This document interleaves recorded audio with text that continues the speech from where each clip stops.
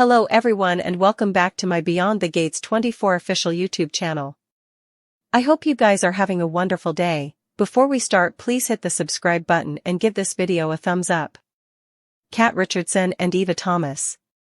The two lately had a massive battle and haven't seen eye to eye since the day Eva started her temporary adjunct job. While she's justified in her dubitation of Eva, is Kat justified in how she has lashed back at the youthful woman or is acting like a putrefied brat? Everyone, including Kat's parents, Nicole Richardson and Ted Richardson, feel to suppose that she's amusement like a brat. There's no reason for her to treat Eva the way she's treating her. Nicole and Ted feel like humble people who appreciate the place they're in and make a conscious trouble to treat their workers with respect and like they're part of the family. Kat was born with a tableware ladle in her mouth, so it's easy for anyone to suppose that she's out of line. Especially since the way she has spoken to Eva is slighting. Kat's delivery surely needs work. Still, as suckers know, Eva does have a minatory plan to bring down the Richardson family, thanks to her mama, Dana Leslie Thomas. She's over to no good, just as Kat suspects, so how stupid will Nicole and Ted feel when the verity comes out? Eva being the unknown family of Kat, and the two women colliding is a classic cleaner plot. Especially since Kat grew up in the stage of luxury and Eva grew up on the wrong side of the tracks. Eva's bound to get caught red-handed, and when the verity does come out, the adjunct's maternity stunner will blow up, too. Eva being Kat's family won't soften either woman's station on the other, so how sticky will effects get between these two women? They may ultimately come musketeers, but it'll get far messier before it gets better. Chelsea and Kat barrage the print shoot and how amazing Andre is. They toast to a job well done. Kat is ready to go, but Chelsea says she's going to hang out. After Kat leaves, a man approaches Chelsea. At another table, Ashley and Derek sit with Naomi and Jacob.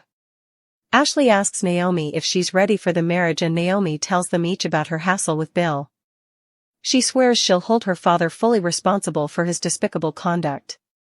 The quadrangle moves along to agitating Laura's accident and how her injuries bear surgery. Naomi says she'd be happy to represent Laura in a civil suit. Derek stops the discussion as he was ignorant his gal was formerly taking cases. She says her first many days have been eye-opening as she's no longer in academy and dealing with real life and death situations. Derek thinks Ashley needs to trust her gut and Naomi agrees. Naomi asks Jacob about his new assignment, and he says he's good with thievery homicide. He's been assigned a new mate, Marcel Malone, who'll only be around for a time, but has so important experience and hopes to learn as important as possible. Haley arrives and finds a surprise festivity awaiting her. Haley clinks her glass to make a toast to her fiancé. She says Bill has given her a life she no way pictured possible. She knows people have been hurt, but she'll not apologize for the love they've set up together. With that, the office cheers and the happy couple kisses. Danny and Andre enjoy a drink and barrage the print shoot. Danny switches and discusses Bill's impending espousal, saying her parents are averring she attend. Andre gets a atomic kittenish and Danny seems relatively open. Andre checks out the filmland of Chelsea and Danny and is incredibly impressed. Danny says she felt incredibly important in front of the camera and regrets walking down.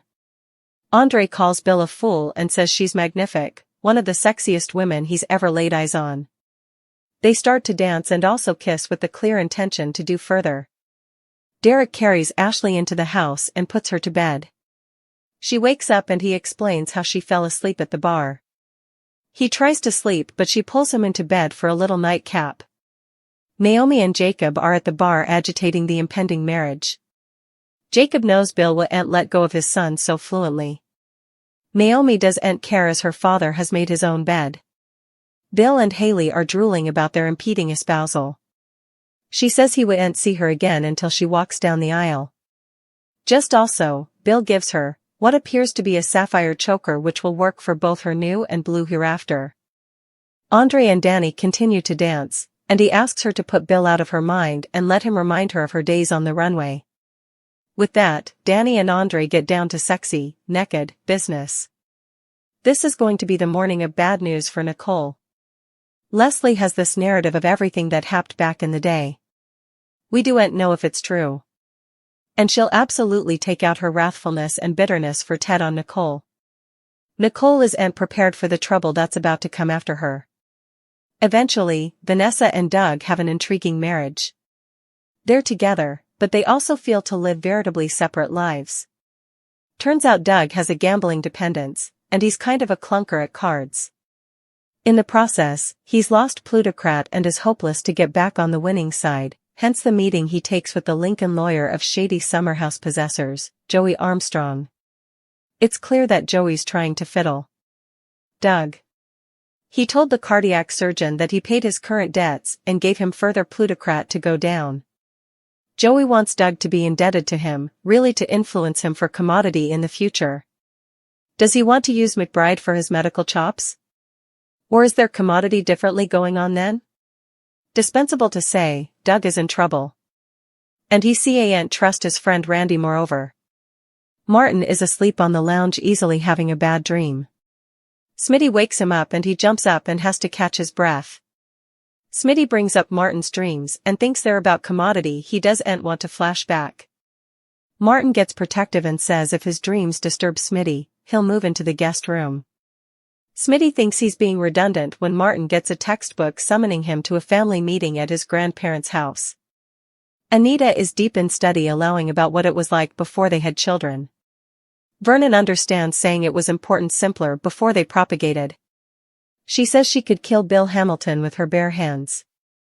Vernon reminds her Martin must be defended at all costs. Anita gets it but says it'll mean Danny pays the price, yet again. Danny stands over Bill's office with a golf club and he asks everyone to leave the room. Bill congratulates Danny on creating a spectacle, but she's not done. With that, she slaps him across the face. Bill asks what Danny wants from her. She'd like to kill him but will settle for answers. She wants to know why he'd dare to move his hustler into Fairmont Crest. She reminds him how it was her Dupree connection which allowed him access to Fairmont to begin with. Bill thinks he'd have made his way behind the gates with or without Danny. Neither she nor her father made him into the man he's moment. Bill says nothing he's doing is about Danny. He fell in love with someone differently and is concentrated on his own life. He says their marriage was in trouble long before Haley came on. Danny says she looked the other way every time he cheated because she loved him.